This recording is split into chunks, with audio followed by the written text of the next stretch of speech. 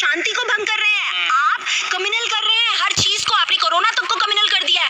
आपकी वजह से अगर दोबारा कोई दंगा होगा तो उसके लिए कौन रिस्पॉन्सिबल होगा? जिनको प्रधानमंत्री जी फॉलो कर रहे हैं, जिन लोगों को, वो मुझे गालियां देते हैं, वो मुझे स्लट बुलाते हैं क्योंकि मैं सरकार के अगेंस्ट जाती हूँ, तो वो मेरे ऊपर भी 36 इल्जाम लगाते हैं। क्या मैं उनके ऊपर केस कर दूं? जजेस कौन होते हैं? जजेस एक इंसान होते हैं और इंसान सही भी हो सकता है और गलत भी हो सकता है। ये बात मैं हमेशा से कहती आई हूँ। आप अगर किसी जज के बारे में वो अच्छा है या बुरा है, करप्ट है या सही है, अगर कुछ बोलते हैं, इसका मतलब ये नहीं है कि आप कोर्ट की अवमानना कर रहे हैं या आप कोर्ट की बेइज्जती कर रहे हैं या आप हमारी जो न्याय प्रणाली है या जो हमारी सुप्रीम कोर्ट है, आप उसको गलत कह रहे हैं। ऐसा नहीं है। ये सब जो मुद्दे हैं, ये आज 6 सालों में क्यों उठ के आ रहे हैं? जो भी आवाज़ उठाता है, उसकी आवाज़ को दबाने के लिए उसके ऊपर केसेस लग जाते हैं, उसके ऊपर FIR हो जाती है। ये अभी क्यों आ रहे हैं? क्या इससे पहले ये बात नहीं कही जाती थी? आप मुझे बताइए, अगर सचमुच जजेस इतने इम्पोर्टेंट हैं, तो जब जज लोया की हत्या हुई, जिसके लिए कहा जाता है कि जज लोया को एक्चुअली मारा गया है, वो प्राकृतिक रूप से नहीं मरे हैं, और उसके पीछे कहीं ना कहीं गुजरात सरकार, उसके पीछे कहीं ना कहीं अमित शाह, उसके पीछे कहीं ना कहीं BJP सरकार का हाथ है। आपने उसकी जांच क्यों नहीं करवाई? वो भी तो इम्पोर्टेंट थे, वो उतने इक्वली इम्पोर्टेंट थे। अगर हमारे जजेस इतने इम्पोर्टेंट हैं, आपको ये चीज़ बुरी लग रही है किसी जज के बारे में बोलते हुए, आप सीधा सीधा ये बोल देते कि सुप्रीम कोर्ट के बारे में आप बोल रहे हैं गलत, तो दैट इज़ एब्सोल्युटली रॉन्ग। आप एक इंसान को सही गलत कह रहे हैं, और किसी भी फील्ड में, चाहे वो, मैं कहूँगी, चाहे एक पुलिस फोर्स है, चाहे वो गवर्नमेंट सर्विसेज है, चाहे वो कॉरपोरेट है, चाहे वो फॉर दैट मैटर हमारी जो डिफेंस सिस्टम है, उसमें भी अच्छे लोग भी होंगे, बुरे भी लोग होंगे। हम इसको कभी भी ये नहीं कह सकते कि कोई भी चीज़ कंप्लीटली बिल्कुल सही होती है। आरोप लगाए हैं कि कुछ जज जो होते हैं वो भ्रष्ट होते हैं, तो जब कोर्ट में सुनवाई हो रही तो उन्होंने एविडेंस नहीं दिए। ऐसी क्या वजह रही जो उनको दोषी करार दिया गया? क्या है उनके पास एविडेंस? देखिए, ये उनके एक ट्वीट के ऊपर किया गया है। ज़रूरी नहीं है कि उनके पास एविडेंस होंगे। एविडेंस होते तो शायद वो बहुत आगे तक बहुत कुछ कर सकते थे। एविडेंस हमेशा मौजूद नहीं होते हैं, लेकिन वो खुद एक लॉयर है, बहुत सी चीज़ें अंदर की बाहर की उनको भी बहुत अच्छे से मालूम है। उन्होंने एक सिंपल सा ट्वीट किया। हम लोग भी बहुत जगहों पे बोलते हैं कि वो जज करप्ट है या वो पुलिस ऑफिसर करप्ट है, या इनफैक्ट हमारे तो पार्लियामेंट में इतने सारे करप्ट लोग बैठे हैं। हम ये बात बिल्कुल डंके की चोट पे कहते हैं। इसका मतलब ये नहीं है कि हमारे ऊपर केस हो जाना चाहिए। इसका मतलब ये नहीं है हमारी आवाज़ को दबाने के लिए ये सरकार या कोर्ट हमको उस चीज़ के लिए हमारे ऊपर कोई भी एक्शन ले। और मेरी नज़रों में प्रशांत भूषण जी की इज्जत बहुत ज़्यादा बढ़ जाती है इस बात के बाद, क्योंकि उन्होंने सावरकर बनने से इनकार कर दिया। उन्होंने बोला कि वो माफ़ी नहीं मानेंगे, वो अपने स्टैंड पे खड़े रहेंगे। जो भी उन्होंने जो भी उनका ट्वीट है, जो भी उनकी सोच है, या जो भी उन्होंने बोला, जो उनके व्यूज़ हैं, वो उसके ऊपर बिल्कुल खड़े रहेंगे। इससे बड़ी और कोई बात नहीं हो सकती है। सरकार की नीतियों का विरोध करते रहे प्रशांत भूषण हमेशा, जो गलत नीति रही है, क्या उसकी वजह से इनके ऊपर कार्रवाई की जा रही है? बिल्कुल, मैंने आपको क्या बोला, पिछले 6 सालों में क्या हो रहा है कि आप आवाज़ उठाते हैं, आपकी आवाज़ को दबाने के लिए आपके ऊपर झूठे इल्ज़ाम भी लगाए जाते हैं, आपके ऊपर FIR भी करी जाती है, आपको बंद भी कर दिया जाता है जेल में। और इस बात का सबसे बड़ा उदाहरण है हमारे डॉक्टर कफील, जिन्होंने ऐसी कोई भी बात नहीं कही थी, जिन्होंने ऐसा कुछ भी नहीं कहा था। हमारी कंट्री, हमारा संविधान हमें राइट देता है, right to speech, right to expression. अगर हमें कोई चीज़ गलत लग रही है, हम बोलेंगे। उसके लिए सिर्फ इस वजह से क्योंकि वो एक मुसलमान है, आपने उसको जेल के अंदर डाला, और आपने NSA तक लगा दिया उनके ऊपर, और लगातार जिस दिन भी उनकी सुनवाई होनी होती है, आप उनको बेल देने की बजाय उनकी आप डेट आगे कर देते हैं या उनके ऊपर कोई नया आरोप लगा देते हैं। बहुत सारे ऐसे उदाहरण हैं, सिर्फ डॉक्टर कफील नहीं है, बहुत सारे ऐसे उदाहरण हैं जिनके लिए मैं आपको बोलती हूँ कि जिन्होंने आवाज़ उठाई और उनकी आवाज़ को दबाने के लिए सरकार और हमारी जो भी जुडिशरी सिस्टम है, हमारी पुलिस फोर्स है, वो सब सरकारी एक तरह से संस्थाएं बनकर रह गई हैं। हमारी मीडिया जो है वो निष्पक्ष होने की बजाय वो सरकारी हो चुकी है। तो जो कुछ भी देश में हो रहा है आज, वही हो रहा है जो BJP गवर्नमेंट चाहती है। लेकिन सरकार तो कह रही है कि प्रशांत भूषण को माफ कर देना चाहिए कोर्ट को। आप मुझे एक बात बताइए, जो BJP सरकार है, BJP सरकार प्रशांत भूषण जी को अटैक क्यों किया जा रहा है? क्योंकि वो BJP सरकार के अगेंस्ट है। ऐसे तो बहुत सारे लोग हैं, बीजेपी सरकार उनके लिए भी क्यों नहीं बोलती आके। ये गेम्स खेलना बंद करें, बहुत हो चुका है, हम लोग ये सब देख देख के पक चुके हैं। सरकार भी ये जानती है कि वो क्या कर रही है। अगर ये बोलती है आज सरकार कि उनके ऊपर बिल्कुल कार्यवाही नहीं होनी चाहिए, कोर्ट को नहीं करनी चाहिए और उन्होंने क्या गलत कहा, तो सबसे पहले वो योगी आदित्यनाथ को बोले ना कि वो किस बात पे घड़ी घड़ी हर किसी को उठा के जेल में बंद कर देते हैं, चाहे वो कोई पत्रकार हो, चाहे वो कोई डॉक्टर हो, चाहे वो कोई भी इंसान हो, जो उनके खिलाफ बोलता है उसको अंदर कर दिया जाता है यूपी में। लेकिन लोग प्रशांत भूषण पे कहीं ना कहीं सवाल खड़े भी कर रहे हैं। लोग कह रहे हैं कि ये कोई अकेले थोड़ा ये जैसे उनकी एक इमेज बनाई जा रही है कि वो संविधान के रखवाले, संविधान को बचाने की बात कर रहे हैं। महात्मा गांधी से उनकी तुलना की जा रही है, जैसे महात्मा गांधी के ऊपर कार्रवाई करी थी अंग्रेजों ने। तो लोगों को कहीं ना कहीं लग रहा है कि एक प्रशांत भूषण भी अपनी एक इमेज बनाने के चक्कर में है। देखिए, ये बहुत अलग सी चीज़ है। लोगों की सबकी अपनी अपनी राय होती है, सबकी अपनी अपनी ओपिनियन होती है जिस चीज़ के बारे में। लेकिन इस पर्टिकुलर बात के लिए मैं प्रशांत भूषण जी की इज्जत करती हूँ। मैं इसलिए उनकी इज्जत करती हूँ क्योंकि हमने हमेशा देखा है उनको गलत के खिलाफ खड़े होते हुए, गलत के खिलाफ आवाज़ उठाते हुए, सरकारी नीतियों, चाहे आप जानते हैं बहुत अच्छे से जब कांग्रेस सरकार भी थी और जब लोकपाल बिल के लिए अन्ना का आंदोलन छेड़ा गया था, तब भी वो उसी चीज़ के लिए खड़े हुए थे। ऐसा नहीं है कि वो सिर्फ बीजेपी सरकार के अगेंस्ट है, वो भी एक सरकार थी, वो तब भी उस चीज़ के लिए खड़े हुए थे।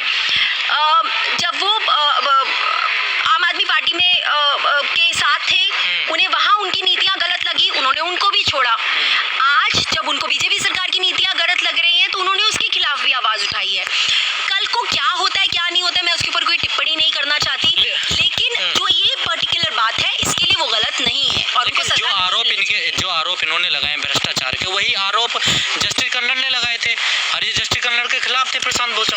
मैं आपको वही बोल रही हूँ, क्या होता है क्या नहीं होता है मैं उस बात की गहराई में नहीं जाना चाहती कि क्या प्रशांत भूषण ने किसके ऊपर किसके समर्थन में थे, किसके नहीं थे। मैं आपको सिर्फ इस पर्टिकुलर बात के ऊपर बोल रही हूँ कि वो यहाँ पर गलत नहीं है। आप मानते गलत नहीं है वो? बिल्कुल गलत नहीं है, क्योंकि आपने एक इंसान के बारे में बोला है कि वो करप्ट है। आपने कोर्ट के बारे में, आपने न्याय जो सिस्टम है या सुप्रीम कोर्ट के बारे में, सुप्रीम कोर्ट को करप्ट नहीं बोला है, आपने जजेस को करप्ट बोला है। जो कि जजेस होते हैं वो इंसान होते हैं। तो क्या जो स्वतः संज्ञान लिया है कोर्ट ने इस मामले में, तो क्या आपको लगता है कोर्ट ने गलती करी है? मुझे जहाँ तक लगता है कि ये सरासर हमारे जो अधिकार है उसका हनन है, क्योंकि ये संविधान ही हमें ये अधिकार देता है कि अगर हमें कोई चीज़ गलत लगती है तो हम उसको बोलें, हम उसके लिए आवाज़ उठाएं, हम उसके खिलाफ जाएं, पीसफुल प्रोटेस्ट करें। हम ये जो भी हमें गलत लग रहा है, चाहे वो सरकार के खिलाफ है, चाहे वो सिस्टम के खिलाफ है, चाहे वो गवर्नमेंट के खिलाफ है, हमारे संविधान ने हमें ये अधिकार दिया है। अगर सरकार अगर वो कोर्ट उस अधिकार को छीनती है हमसे तो बिल्कुल गलत है। तो आपको लगता है जो प्रशांत भूषण जी ने कहा कि मैं माफ़ी नहीं मांगूंगा, वो सही कह रहे हैं? बिल्कुल सही कह रहे हैं। अगर वो माफ़ी मांग लेते हैं, इसका मतलब उनकी बात की कोई वैल्यू नहीं रही ना। सबूत है या नहीं है वो बात की बात है, लेकिन उन्होंने किसी इंसान के बारे में बोला है, जजेस के बारे में बोला है कि वो करप्ट है या नहीं है, आप जांच करिए। ये तो सरकार का, ये तो कोर्ट का है ना, आप जांच करिए उनके बारे में। सोशल मीडिया पे लिख रहे हैं माफ़ी इसलिए नहीं मांग रहे, ये दूसरा अन्ना हजारे बनना चाहते हैं। देखिए, मैंने आपको क्या बोला, मुझे नहीं पता कि आगे क्या होने वाला है, मैं उसके ऊपर टिप्पणी भी नहीं करूंगी, क्योंकि बहुत बार ऐसा होता है कि हम बहुत से लोगों के लिए बहुत कुछ सोचते हैं लेकिन आगे जाके बहुत चीज़ें डिफरेंट निकलती हैं। इसलिए मैं ये बात नहीं बोलूँगी कि वो कल को क्या करने वाले हैं, क्या नहीं करने वाले। लेकिन मैं as a human being, as a citizen of India, मैं इस वक्त इस बात के ऊपर उनके साथ हूँ। इसलिए उनके साथ हूँ क्योंकि तो ये भी तो सही नहीं ना, बिना सबूत के किसी पे इतना बड़ा आरोप लगा देना। आपने ट्वीट किया है, आपने कोई एफआईआर नहीं दर्ज कराई है किसी जज के अगेंस्ट, आपने सिंपल ट्वीट किया है। कितने सारे ट्वीट कितने किए जाते हैं आप मुझे बताइए। ट्विटर पे जाके जो लोग, जिनको प्रधानमंत्री जी फॉलो कर रहे हैं, जिन लोगों को, वो मुझे गालियां देते हैं, वो मुझे स्लट बुलाते हैं क्योंकि मैं सरकार के अगेंस्ट जाती हूँ, तो वो मेरे ऊपर भी 36 इल्जाम लगाते हैं। क्या मैं उनके ऊपर केस कर दूँ? क्या मेरे लिए कोर्ट स्टैंड लेगी? मैं भी तो सिटीजन हूँ इस कंट्री की, क्या कोर्ट मेरे लिए स्टैंड लेगी? क्यों इस मुद्दे को इतना बड़ा बनाया जा रहा है? आप तो खुद बड़ा बना रहे हैं प्रशांत भूषण जी को, इस मुद्दे के को रख के। इतने सारे रेप केसेस होते हैं इंडिया में, इतने सारे गुनाह होते हैं इंडिया में, उनके ऊपर तो कोई इतना बड़ा उसका बवाल नहीं मचता है। एक इतनी सी ट्वीट के ऊपर आप इतना बवाल मचा रहे हैं। और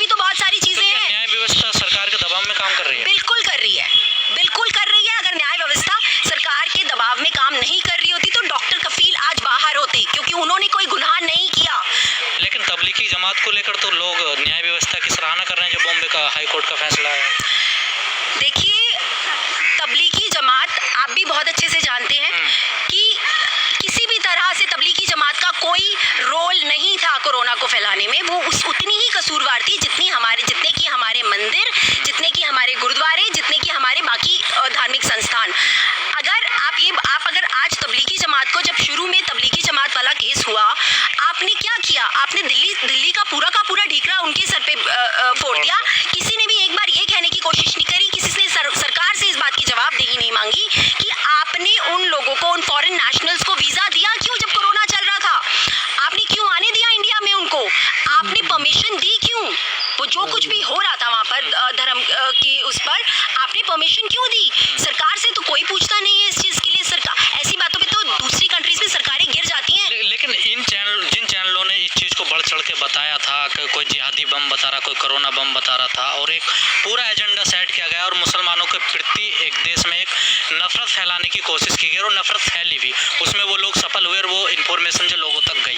क्या उन चैनलों को या उन नेताओं को माफ़ी नहीं मांगनी चाहिए? माफ़ी आपने जैसे प्रशांत भूषण के ऊपर आप कार्रवाई कर रहे हैं, उन लोगों के ऊपर कार्रवाई होनी चाहिए। वो न्यूज़ चैनल बंद हो जाने चाहिए। आप सरासर झूठ दिखा रहे हैं अपने न्यूज़ चैनल पे। आप किसी की इमेज को खराब कर रहे हैं। आज आप देश की शांति को भंग कर रहे हैं। आप कम्युनल कर रहे हैं हर चीज़ को। आपने कोरोना तक को कम्युनल कर दिया है। आपकी वजह से अगर दोबारा कोई दंगा होगा तो उसके लिए कौन रिस्पॉन्सिबल होगा? क्या उसके लिए वो सारे न्यूज़ चैनल रिस्पॉन्सिबल नहीं होने चाहिए? बंद हो जाने चाहिए ऐसे न्यूज़ चैनल्स। आप बिना सोचे समझे जितने भी हमारे आप प्रशांत भूषण की बात करें, जितने भी हमारे न्यूज़ चैनल्स हैं, बिना किसी भी खबर की पुष्टि करे वो लोग यही करते हैं। बिना खबर की पुष्टि, वो न्यूज़ चैनल वाले होते हुए वो लोग एक बार सोचते, हम लोगों के पास कोई न्यूज़ आती है ना, हम गूगल करते हैं, हम ढूंढने की कोशिश करते हैं उसके फैक्ट्स, और उसके बाद हम उसको पोस्ट करते हैं। न्यूज़ चैनल वालों का ये काम नहीं था। आप न्यूज़ चैनल वालों ने क्या किया? इंडिया टीवी वालों ने क्या किया? मेरे घर में इंडिया टीवी चलता था, मैंने कहीं गलत जिस तरह की व्हाट्सएप यूनिवर्सिटी चलती है उसी तरह की खबरें वो दिखाते थे। 2 साल पुरानी किसी की किसी ने थूक फेंका कहीं पर और आपने उसको दिखा दिया कि वो तबलीगी जमात के लोग हैं। बर्तनों वाला जो देखा। हाँ, उसके अलावा जो एक मुस्लिम जो भी कोई था उसको लेके जा रहे थे पुलिस वाले वैन में, और उसने वहाँ पे जो कुछ भी किया, उसे थूक फेंका या जो भी किया, वो कितना साल पुराना था। आपने उसका कोरोना से कोई लेना देना नहीं था उस मुजरिम का। वो भी आपने इस तरह से दिखाया कि ये तबलीगी जमात का बंदा है। तो आप अभी तक क्यों एक्शन नहीं लिया गया उस न्यूज़ चैनल पे? इतने सारे न्यूज़ चैनल्स हैं, मैं खुद जानती हूँ ये बात। हम लोग जितने भी हमारे नेशनल टीवी है इस वक्त, जितने भी नेशनल न्यूज़ चैनल्स हैं, I do not believe in them. Reason, वो सारे के सारे बिकाऊ हैं, और ये बात मैं शुरू से कहती आई हूँ कि वो सब सरकारी एजेंसीज हैं। लेकिन मरकज को लेकर तो पूरा हाय हल्ला हुआ, एक एजेंडा पूरा चलाया गया चैनलों पर, लेकिन अभी तक जो मंदिरों से खबरें आ रही हैं कि लगातार मंदिरों में जो पुजारी हैं, जो उनके सहयोगी हैं, वो लगातार कोरोना पॉजिटिव आ रहे हैं। सारी बातें छोड़िए ना, राम मंदिर वो पूजा करने गए, वहाँ के सारे पुजारी कोरोना पॉजिटिव निकले, उसके बाद भी हुआ ना सब कुछ। आपने रखी ना वहाँ पर, आपने पूजा भी